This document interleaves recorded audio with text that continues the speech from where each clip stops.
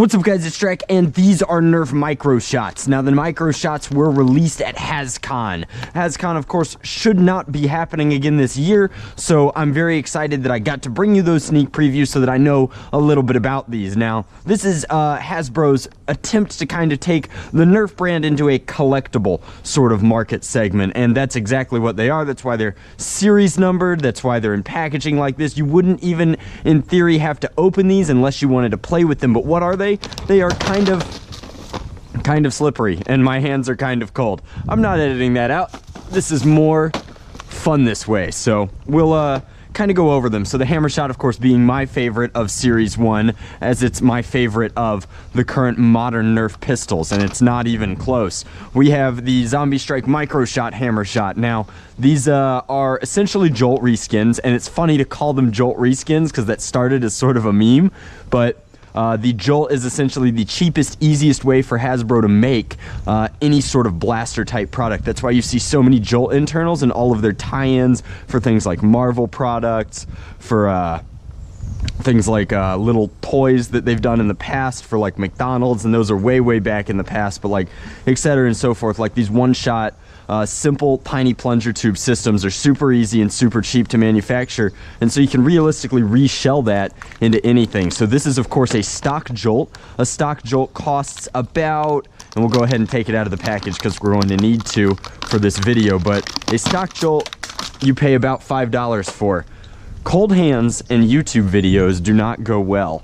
This is an Elite Jolt. It's no better or worse than a regular Jolt realistically, but the price point on this should be about $5 United States dollars. Now, by comparison, I think that these are going to cost $7 or $8 at retailers. However, on Amazon, I paid $10 each for them, just so I could bring you guys this review. $10 prime shipping wasn't that big of a deal, so for the purposes of this video, I'm going to be saying that they're twice the cost of a regular Jolt, and that's not necessarily true. They're realistically they are more realistically about 1.5 times the price of a regular Jolt, and what you're paying for is that collectability, that aesthetic. You still get 2 darts, which if you noticed before it exploded, the regular Jolt came with 2 darts. You're not getting a whole lot extra other than the cool look, and I guess if you care about the ergo, the feel of these classic blasters. Now, it's very interesting to me that they went with the Firestrike. I guess the Firestrike will be more recognizable for most Nerfers, but the Nightfinder is far more iconic. So this was a weird choice for me, but the Hammershot and Strongarm are the modern revolvers du jour. Now, I, again, think that the Hammershot is pretty unique because of how it does unique things with that hammer priming, but the Strongarm probably should have been a Maverick. The Maverick is one of the best-selling toys, of all time, and for an entire generation of people, when they think Nerf gun, they do not think of modern Elite blasters. The Maverick is still the iconic shape and coloration of a Nerf blaster. So Strongarm was a weird choice. I would have gone with Hammershot, Maverick, Nightfinder if that was my picks for an introductory pistol style line for this series. Now, this was definitely easier. The designers for all these blasters are still around and in-house, etc., and so forth, so I get it, but I thought that it was an interesting choice. I'm really hoping that they do take some classic blasters for Series 2 and 3 and make us really happy with that. I would love to see a crossbow MicroShot. I would love to see a Maverick MicroShot, and I'd love to see some of the really old, really fun stuff. Anything from Max Force would be awesome in MicroShot form. However, we're going to review these in their stock form, so the Firestrike isn't that much of an upgrade because you took a single shot pistol and gave it a smaller plunger tube and a smaller body. So this one in particular is not a huge leap of faith to get to. So we'll start with that. But these are a little bit more expensive, and being a little bit more expensive, you get a different body. Now, they're going to be much larger than a traditional Jolt, but much smaller than their counterparts. So we have the Firestrike, and that's kind of neat. Just right off the bat, a regular Jolt does not have this this really nice flared magwell, quote unquote, but flared barrel. So it is a little bit easier to load. That's a nice aesthetic feature. It also definitely mirrors kind of this muzzle on the Firestrike. So it's designed to look very similar. So we've got a quick comparison there. The handles actually have the same scales and are pretty similar. However, it's much thicker because this one has its plunger tube in the handle and this one has its plunger tube up top. It's an inline barrel. So I'm so tempted. I just muscle memory went to prime it like this, but that is not how this works. It's going to fire like that. Pretty standard jolt. I would love to tell you that it's identical performance to a regular jolt, but the regular jolt's probably a little more efficient.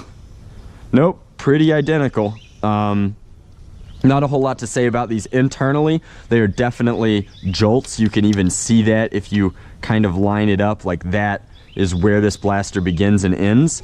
And then the interesting thing is that if you look at this, just like the jolt, there are no screws on it.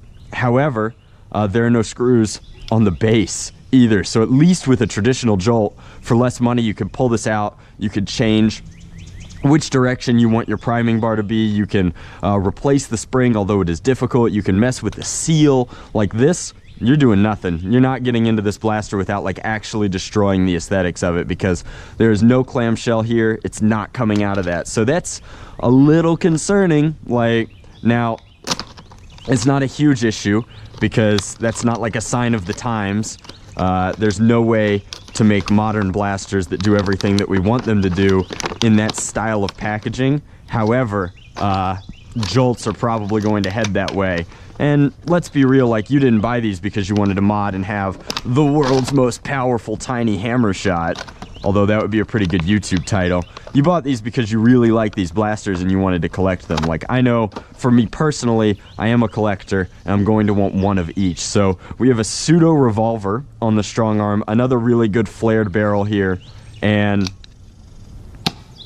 traditional jolt performance. Now this one, they all kind of have these really tiny trigger wells, so you can see not a lot of room to spare in there, as opposed to this, which at least has a larger sort of, I can get to my second knuckle there on the traditional jolt. So like, again, efficiency wise, you should pay less money for a more compact blaster in a traditional jolt, but these are pretty cool. I feel like I'm reviewing, like, why did I even bother bringing out my Montucky toothpick? Like, these just open from the bottom. Started from the bottom, now we're here. Interestingly enough, the Hammershot one does come with zombie strike darts. I just think that that's pretty neat. Again, this one actually has less of a flared mag well. Also, it won't load because I'm putting the dart in backwards. No, I want to prime it this way so bad, but alas, I cannot. So here we have the Zombie Strike Hammershot in its teeniest, tiniest form, and I mean, I knew that I'd be in love with this one. So it's got a very similar wonky handle, the handle being the worst part of it. It's got the priming hammer up here that does nothing. It is completely faux, and it's shooting a little softer. It still has to grow up. It wants to be a big Hammershot one day, but right now it only shoots a dart at a time. The aesthetics that went into this are pretty cool. Like, again, I'm sure that they just gave them dimensional requirements and said, make a Hammershot look like this. And so what they did is they kind of squatified it. But I am just really disappointed that there's no way to open these up, because as cool as a miniature Hammershot is, I would love to make a miniature Argonaut.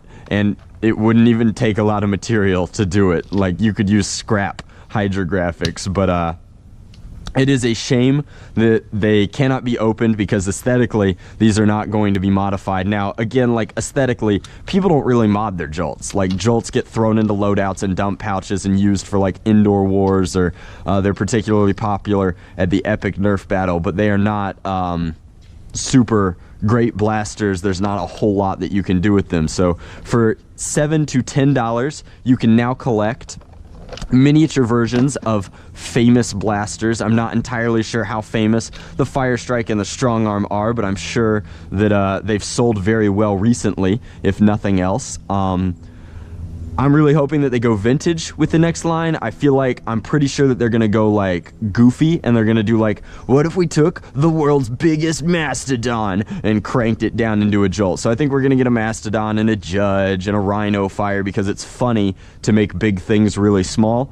But a vintage line of like all-star Nerf blasters would be great. Like a miniature long shot would be really cool. A miniature Maverick would be awesome. I would love to see like a miniature big bad bow would be really wild, and then like I could make a funky custom dart arrow. But that's my review of the MicroShots line. You get exactly what you pay for. You pay a little bit extra to get a funky Jolt reshell, reskin, whatever you want to call it, and it is what it is.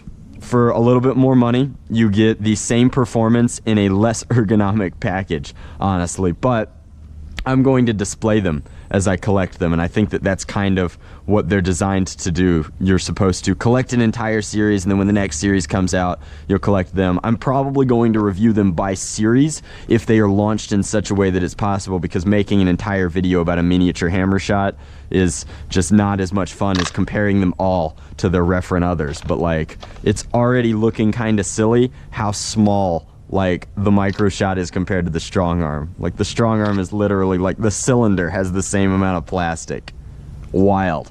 Alrighty, so that's just my review. It's kind of rambly. I have a really great video coming out very soon that I just filmed on a business trip down to Orlando. So I hope you guys are looking forward to that. It's going to be a lot of fun, but I wanted to do this review for you really quick to tide you over into that because I'm spending a ton of time editing it. As always, much love, Nerf on, Drac out.